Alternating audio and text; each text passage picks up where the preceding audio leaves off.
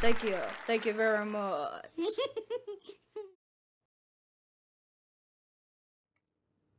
Well, welcome back to another podcast. Today we're going to look at the legalities of a huge HR myth. And this has been shoved down our throats ever since I started doing HR, which was well over 30 years ago. You gotta treat everybody the same because discrimination is illegal. Now, let me just say that again in case this doesn't necessarily ring a bell. You gotta treat everybody the same. Because if you treat them different, that's illegal. That's discrimination. Let me tell you, that has never been true. It never will be true. What is the truth? Discrimination is legal. And you have to treat similarly situated people the same. We in human resources get a huge blow to the head with this one because we get in the way of trying to get things done. Let me explain this just a little bit. Discrimination is legal. All right, now, when I just say discrimination, that means I'm going to choose between two different things. I'm going to go someplace. I'm going to go to a client site. And when I pull into the client's parking lot, I have my choice of parking spots. Well, I choose the one in the middle. That meant that I discriminated against the one on the left and the one on the right. Perfectly legal. Nothing illegal about that at all. I'm choosing between two things. Actually, years ago, those of you who remember the Taster's Choice coffee commercials. Discriminating tastes, choose Taster's Choice. Well, they don't say that anymore because now people think, oh, discrimination, that's illegal. Oh, no, no, no. Discrimination is illegal when you do it against a protected class of persons. I can't discriminate between people because of age. It's not like, okay, I want to hire these younger people because the old farts are getting in the way. I can't discriminate. That is illegal. That's a protected class. I can't say I need a man for this job if there's no bona fide reason, or I need a woman for this job. I can't base an employment decision on whether or not somebody happens to be darker skinned. Oh, and by the way, folks, let's not forget, protected class means your color. Yes, that means white people are protected too. I can't turn around and say, you know, I really need to have a black guy for this, or I really need to have a white guy for this. Everybody gets the idea, and I hope if you're listening to this that you understand protected classes. I can't base an employment decision against you, like fire you because you had a workers' comp claim, because you said something against management and you happen to be a rank and file person. That's protected under the National Labor Relations Act. Of course, I also can't discriminate against somebody because of their religion, right? All kinds of protected classes out there. And if you've listened to one of the previous podcasts, one of the hottest issues going right now is sexual orientation a protected class under federal law, Title VII? And we just got a ruling from the Seventh Circuit Court of Appeals that says, yes, it is. Other circuits say, no, it isn't. If you go to Kentucky, interesting state, and Kentucky's not just the only one that does this, smoking is a protected class. So I can't turn over to somebody and say, hey, I'm going to have to fire you because you smoke. Now that happens in some states like Ohio, but if you go down to Kentucky and you do it down there, well, you got a real problem now, because that's like going up to somebody and saying, oh, you Jewish? Nope, can't have that here. You're fired. All right, so you understand, discrimination is legal, and I'm just choosing between two things. Like vacation time. You all discriminate against people in your organizations now. Don't you give less vacation time to people with less years of service? Well, that's discrimination. You're choosing between two things. You choose to give more vacation time to people with more years of service. But there's an element of fairness to that. But don't misunderstand. That is choosing between two people. Discrimination is legal unless you do it against someone because of their protected class. Now, another thing we're going to look at today, what is similarly situated? I hear this all the time. You got to treat everybody the same. You got to treat everybody the same. That has never been true, and that's becoming more and more untrue every year that goes by. You have to treat people in similarly situated situations the same. No, you do not have to treat the vice president of marketing the same as you would treat one of your bus drivers, or one of your file clerks, or your human resource director, because the jobs are different. Let me give you a great example. Flex time. Without a doubt, one of the most positive things we can do for employees, if it's possible, is to have flex time. So I have a client right now that receptionists, people that work on the line, things like this, you can't have flex time for them. I mean, the production line starts at a certain time, so no, we're not going to have flex time here. However, is that something that could work for customer service if you want to carry longer hours? Or what about accounting? Or what, so no, you do not have to treat your receptionist the same as you treat someone else. It's similarly situated positions. That's how you have to treat people the same. So we get caught up and we get a bad reputation when someone comes down to you and says, oh, I want to do this, and human resources says, oh, we can't do that. Oh, we can't do that. Now just let me ask you, if Donald Trump said, hey, I want to do this, and you turned around and said, oh, no, you can't do that, what do you think Donald would say? I tell you, one of the worst things that can happen to an HR person is when you walk into the lunchroom and everybody else goes, shh, shh, shh, shh, shh. Similarly situated. So there's all kinds of ways that we can draw distinctions between people to get our companies to where they want to go.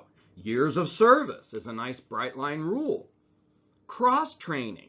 Maybe you would let somebody do something that maybe another employee wouldn't be allowed to do because they've been cross-trained.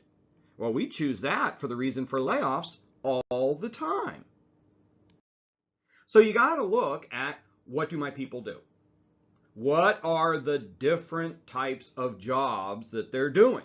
There are things that I could probably do for line workers for an electric company that I couldn't do for a doctor or a nurse. So that is the key distinction. And here's the bottom line. You've got to know the organization's strategic goals and help it get there.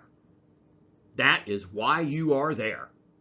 Know the strategic goals and help the company get there. Another one of the myths that we won't talk too much about today is a lot of times HR sets itself up as some kind of enforcer. No. I'll tell you, I never tell a client, oh, no, you can't do that. Oh, no, you can't do that. Because that's not my job. I don't have any authority. And HR people, I'll tell you, I hear this all the time, and I just cringe because I picture, figuratively, their body getting thrown off the top of the building. You are a consultant. If you are in human resources or any other type of administrative position, I am here to help my client. You are there to help your clients. That's the bottom line. So if I have a client that says, oh, I want to do this, I want to do this, and I know it's the wrong thing to do, I mean, they can do whatever they want to do. I mean, if you want to drive home and knock over a 7-Eleven on the way, you can do that. That's an incredibly stupid idea, but you can do it. I would tell the client, I wouldn't do that for these reasons. Lawsuits, morale, Department of Labor. If you don't have the ability to persuade people to do the right thing, then one of two things are true. You work for a bad company, or two, you're not very good at what you do. And I'll tell you, sometimes companies do things that are questionable. I'm not going to sit there and say, oh, you can't do that, because they can do whatever they want to do. Now, remember I said discrimination is illegal. All right, look at this slide. Who do you think is going to make more money? Who's going to make more money? They have the exact same background. They have the same education, same years of experience. But I am here to tell you, every additional inch of height is an extra $789 a year in salary. So if you've got somebody who is 6 feet tall, and they have identical credentials and demographics to someone who's 5'5", that's an extra $5,523 a year. That's a fact. Now I got news for you. Height is not a protected class. The vertically challenged are not protected. Now you know why I work for myself. Perfectly legal. The law tells you what you have to do. Employee relations is what you should do. And the bottom line is, if you work for any CEO, they want you to get them to where they want to go. Period. So you cannot be saying, oh, we got to treat everybody the same. Now, we got a great case on this. 2016 in the Sixth Circuit, Petzel versus Redflex Traffic Systems. So if you get your hand out there handy, we can go through this and you'll see what I'm talking about here. Now, this is Catherine Petzel. And apparently, according to Redflex, she really wasn't very good at what she did. All right. Now, if you're familiar here, Redflex Traffic Systems, you know, these are the people that put up those cameras that get you for running a red light or when it's yellow or pink or whatever, and they flash and get you. So this has also forced the tremendous upheaval in sales of clouded plastic filters that you put over your license plate, which also are illegal. But anyway, that's what these folks do. Now, Petzel had not made any sales at all in 2011. And she failed to satisfy any sales quota that was set up for all the salespeople. So they put her on a PIP. Doesn't that sound good? Almost sounds like a pet. I'm going to put you on a PIP. A performance improvement plan. But she didn't attain her PIP goals. So what do when you do not attain your PIP goals? They fire you, and that's what they did. Hadn't made any sales at all in 2011, and she had failed to satisfy sales quota for all the salespeople previously. All right, so now we've got a situation which is kind of interesting. She was not very good at her job.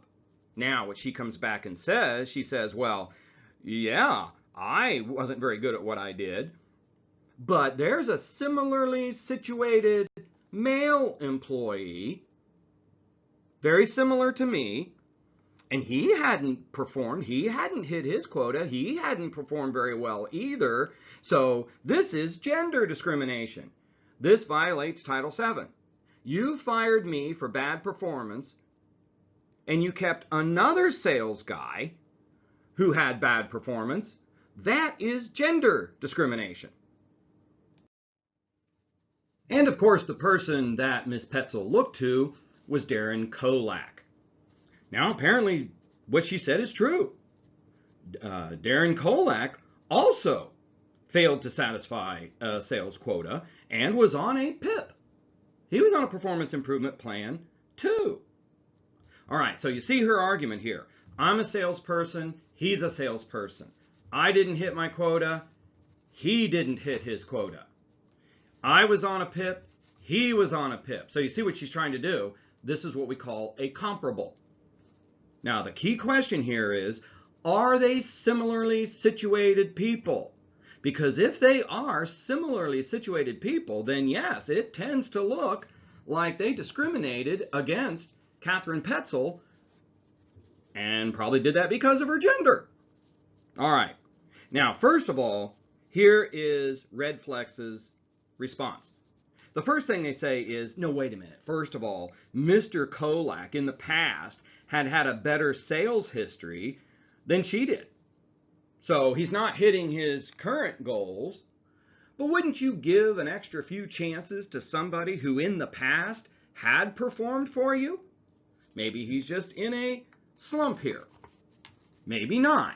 But that's one thing that makes them different from each other, even though the titles are the same. Second, Red Flex came up and they said, look, Mr. Kolak stopped selling to 2 of the 3 states he covered because Red Flex stopped doing business there. So, think about this. His sales territory was cut by 2/3. Well, see, that's something that's different than Miss Petzel. She has a full territory. He only has 1/3 of what he used to have. Also, during his PIP period, Mr. Kolak was given developmental responsibilities for a new product they were working on. I'm not sure what the new product was. Maybe it was, a red camera thing that gets you and then shoots a laser at you so you don't get away. But the bottom line is, look at all of these things that make them different. They are not similarly situated type of people, even though the job titles are the same. Now, the court came back and they said, look, Ms. Petzel doesn't have to show that there's an exact correlation. I mean, that's why we use the term similarly situated.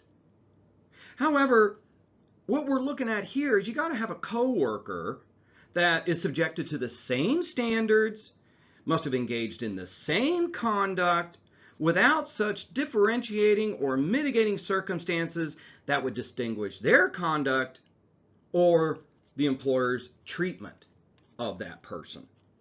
So here, the court found, yeah, there's some significant differences between Kolak and Petzel. And as a result, he isn't similarly situated to Miss Petzel, and therefore the company could treat them differently.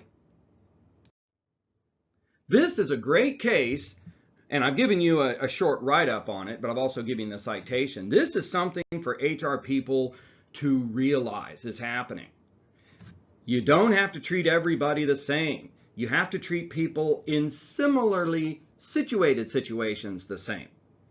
Actually, under the ADA, we employers are required to treat people differently. The ADA says, and the ADA is 180 degrees opposite of all other employment laws, you got to treat people with disabilities better.